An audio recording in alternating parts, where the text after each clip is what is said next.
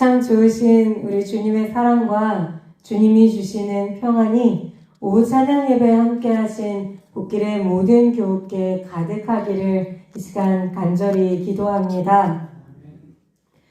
지난 시간에 우리는 바울이 더베와 루스드라 지역에 있는 교회를 방문했던 중에 디모데를 만나 그를 동역자로 맞이하는 모습을 함께 살펴보았습니다. 이제 사도행전 16장 6절에서 10절까지의 말씀은 바울 일행이 마게도냐 땅으로 건너가는 과정을 보여주고 있습니다. 어쩔 수 없이 이 시간에 지도를 다시 한번 보아야만 하겠습니다. 지도를 넘겨주셨네요. 지난 시간에 약속드렸던 대로 오늘은 훨씬 간단하고 조금 보기 편한 지도를 들고 왔습니다. 우리 교우님들께 미리 말씀드리기는 저도 이 성경 지리는 2000년 전의 세계를 보는 겁니다. 신약성경 지도는. 그렇기 때문에 저도 또한 이 지도를 보기가 쉽지가 않습니다. 오늘날의 지명과 2000년 전의 지명이 너무 많이 다르기 때문에 요즘 지도, 옛날 지도 번갈아 가면서 보고 성경에서 또 어디 같이 표시가 되어 있는지를 계속 살펴보아야 합니다. 그렇기 때문에 지도가 혹시 나오더라도 지도가 너무 어려운데 자꾸 왜 지도를 보여주나 이렇게 당황하지 마시고 저도 공부하는 마음으로 지도를 보여주고 있다는 점을 다시 한번 말씀을 드리고 지도를 한번 살펴보도록 하겠습니다. 자, 지난주에 우리는 바울이 흰색 화살표를 한번 쭉 따라가 보시면 더베와 루스드라 그리고 이고니온을 방문했었던 것을 보았죠. 그랬는데 이곳에서부터 이제 다시 전도 여행을 또 진행하려고 했었던 바울 일행이 난관에 부닥쳤습니다. 바로 성령께서 아시아에서 말씀을 전하지 못하게 하셨기 때문입니다. 우리 성경에는 분명히 성령께서 아시아에서 말씀을 전하지 못하게 하셨다 이렇게 기록을 하고 있는데 이 말씀은 한 가지 의문점을 우리가 갖도록 합니다. 과연 성령께서 바울의 기도나 꿈에 나타나셔서 너는 이곳 아시아 땅에서는 복음을 전하면 안 된다 이렇게 직접적으로 말씀을 하셨는가 하는 점입니다. 성경에는 그런 구절이 나와 있지 않죠? 그리고 미루어 짐작하건대 만약에 성령께서 직접 바울에게 그렇게 명령을 하셨다면 상황은 굉장히 간단하였을 것입니다. 바울은 그냥 아시아를 그대로 포기하고 곧장 성령께서 가라고 하시는 지역으로 떠났을 테니까 말입니다. 그런데 그런 일이 없이 성경에 구체적으로 기록되지는 않았지만 이 아시아 땅에서 복음을 전하는 일에 모종의 그리고 지속적인 어떤 어려움이 있었던 것입니다.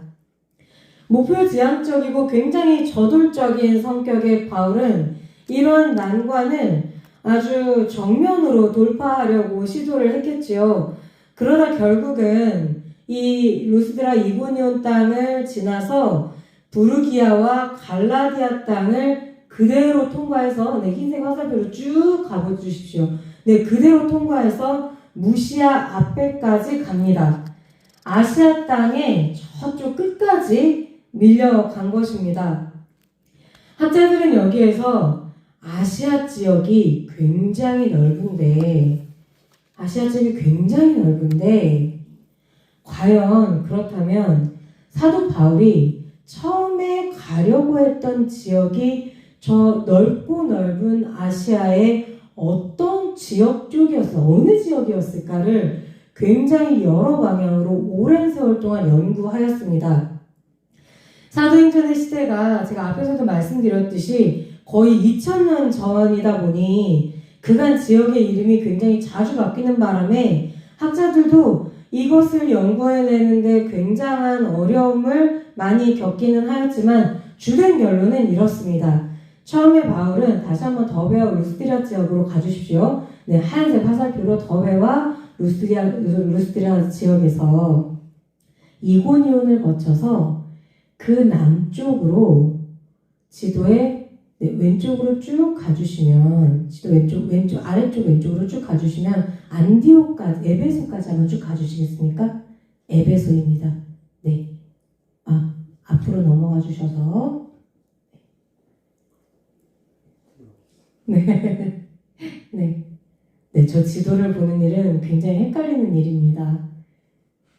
네, 에베소까지 쭉 가주셨는데, 자, 저 에베소까지 이르는 해안 지역, 아시아의 남쪽 지역을 전도하려고 했을 것이다. 이렇게 학자들은 대체적으로 결론을 내렸습니다. 그런데 어떻게 되었습니까?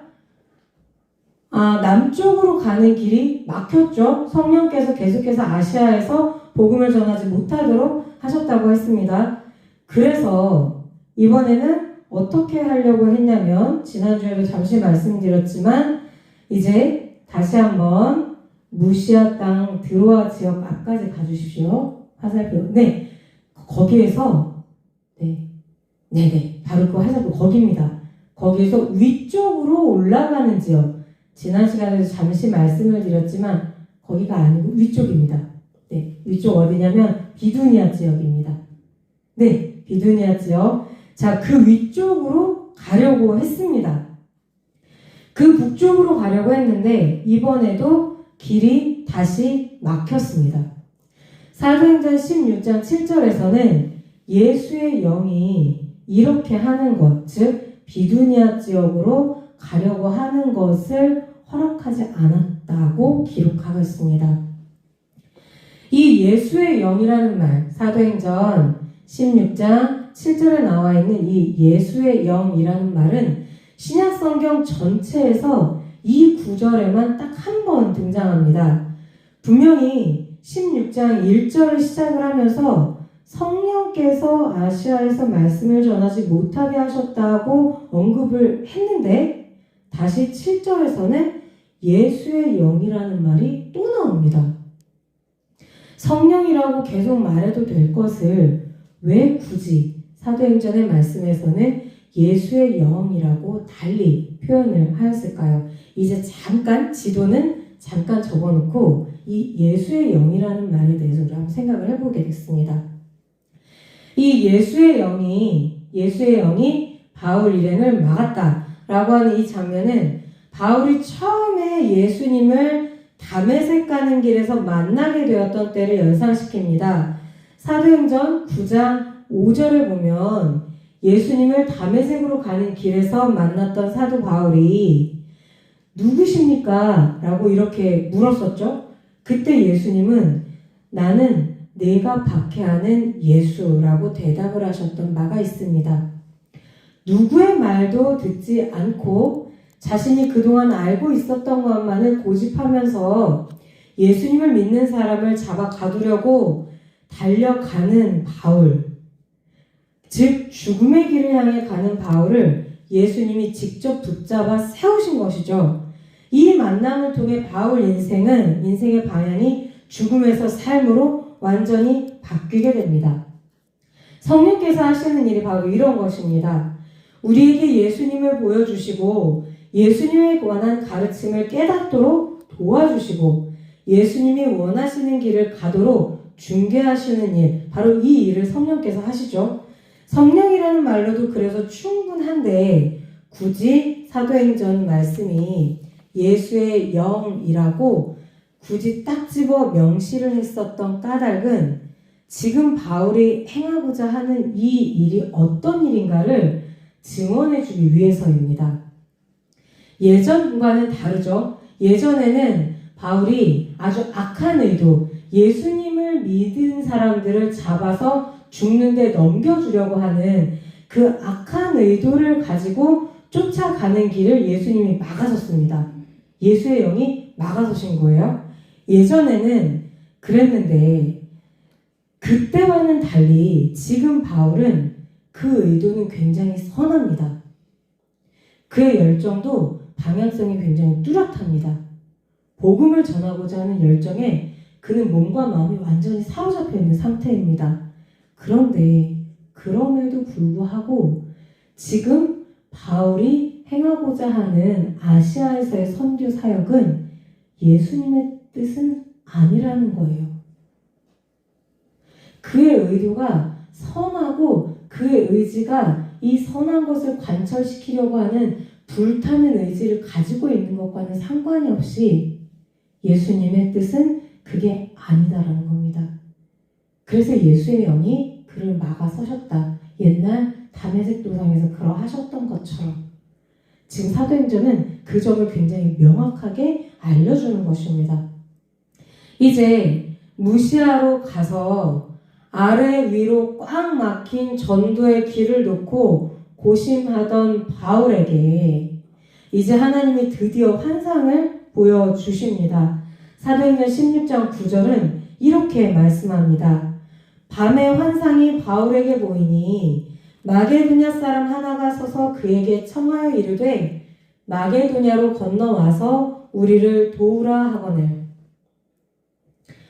자, 다시 배를 타고 건너가야 하는 마게도냐 땅의 사람이 바울의 꿈에 나타나서 마게도냐로 건너와서 우리를 도와달라라고 요청합니다. 그래서 이제 바울 일행은 마게도냐 땅으로 건너가기로 합니다. 그런데 이 꿈에 대해서 바울 일행이 해석한 점이 사도행전에 기록이 되어 있는데 그 기록된 내용이 상당히 독특합니다. 사도행전 16장 10절의 말씀을 다시 한번 읽어드리겠습니다. 바울이 그 환상을 보았을 때 우리가 곧 마게도냐로 떠나기를 힘쓰니 이는 하나님이 저 사람들에게 복음을 전하라고 우리를 부르신 줄로 인정함이러라. 바울에 의해서 이 환상 이야기를 전해들은 전도팀이 마게도냐로 건너가려고 모든 힘을 이제 모으는데 그 이유가 하나님이 그들에게 복음을 전하라고 우리를 부르신 줄로 그 자신들이 인정하였다는 겁니다. 보통 이런 상황이 되면 우리는 어떤 표현을 쓰죠? 이렇게까지 했는데 일이 안 됐어. 근데 드디어 하나님이 꿈에 나타나셔서 하나님이 진짜 원하시는 게 무엇이었는지 우리한테 가르쳐 주시네? 그러면 우리는 순종해야지. 우리는 보통 이렇게 말을 합니다. 그런데 인정하였다는 거예요. 우리말 성경에서 인정하였다고 번역한 고대 헬라어 단어는 쉰비바조라는 단어입니다. 여기에는 함께 들어가다, 동반하여 함께 걸어오다 라는 뜻이 담겨 있습니다. 서로 발을 맞춰서 착착착착 함께 걸어서 동행하는 것이죠. 이 단어를 통해서 우리는 마게도냐로 건너가서 복음을 전하기로 하고 바울 일행이 목적지를 바꾸면서부터 비로소 이 두 번째 전도 여행이 하나님이 원하시는 길로 가게 되었구나. 이제 성령과 동행하는 이 전도여행의 역사가 비로소 이 두 번째 전도여행에서 이 성령과 동행하는 역사가 일어나는구나. 1차적으로는 이렇게 이해를 할 수가 있습니다. 여기까지만 보아도 사도 바울의 깨달음의 과정이 굉장히 은혜스럽지요. 그런데 이 인정하였다라고 하는 헬라어 단어가 함께 들어오다, 함께 걸어오다 라는 의미가 되기까지는 굉장히 격렬한 하나의 과정이 포함되어 있습니다. 이 인정하다는 헬라어 단어는 원래 고대 그리스 학자들이 토론하는 장면에서 나온 단어입니다. 고대 그리스의 학자들은 기본적으로 토론을 통해서 자기의 학설과 자기의 의견을 상대방에게 관철시켰습니다. 그래서 논리적으로나 감정적으로나 상대방을 잘 설득할 수 있는 말하기 기술, 이 기술을 연마하는데 굉장히 주력하였습니다. 이것을 수사학이라고 하는데, 그래서 고대 그리스의 철학자들은 수사학이라는 학문을 따로 만들었습니다. 어떻게 해야 상대방을 논리적으로, 감정적으로 나의 어떤 생각에 끌어올 수 있을까? 어떻게 설득을 할까? 이렇게 하였는데, 이렇게 말 잘하는 학자들이 모여서 굉장히 열띤 토론을 벌이는 겁니다. 말로 싸우는 거죠. 열띤 토론을 벌인 끝에 어느 한 사람이 드디어 다른 한 사람의 말에 논리적으로나 감정적으로나 설득당해서 그와 함께 하게 된다. 오랜 시간의 격렬한 토론 끝에 당신의 말이 맞네요. 내가 그렇게 같이 해야겠네요. 그게 정의로운 일이군요. 그게 올바른 일이군요. 그게 좋은 일이군요. 이렇게 설득당해서 그와 뜻을 함께 하게 된다. 이것이 바로 이 단어의 원래 의미입니다. 그러니까 지금 성경은 바울이 아시아에서 말씀을 전하는데 어려움을 당하고 이래저래 길이 막혔던 모든 일을 예수님과 논쟁하는 과정이었다고 보는 것입니다. 바울 스스로는 복음을 전하고자 하는 의지는 너무나 선하고 열정은 너무도 뚜렷한데 길이 자꾸 막히는 것이 대단히 불편하였겠지요. 그래도 불굴의 의지를 발휘하여서 어떻게든 가보려고 하였는데 예수님의 생각과 의지는 그와 달랐습니다. 우리 생각 같아서는 그냥 예수님이 처음부터 한번 환상이나 꿈으로 나는 그 길을 원하지 않는다. 이렇게 말씀하시면 될 텐데 예수님은 바울이 스스로 깨닫게 되기까지 그의 길을 막으시면서 계속 설득하시고 기다리셨습니다. 그리고 마침내 바울이 준비가 되었을 때 환상을 통하여서 예수님이 진정으로 원하는 길이 무엇인가를 보여주셨습니다. 바로 이 과정 전체를 통해 하나님의 뜻을 알려주셨음을 바울 일행은 드디어 인정하게 된 것입니다. 우리도 선한 의지와 마음으로 사역을 진행하였는데 일이 어렵게 되거나 결과가 좋지 않을 때가 있죠. 그때 우리도 사실은 예수님과 논쟁 중에 있는 것인지도 모릅니다. 그러나 길이 막힌다고 좌절할 필요가 없는 이유는 이 과정을 통하여 우리가 예수님의 뜻을 우리 생활 속에서 깨닫고 이해하는 능력을 키울 수 있기 때문입니다.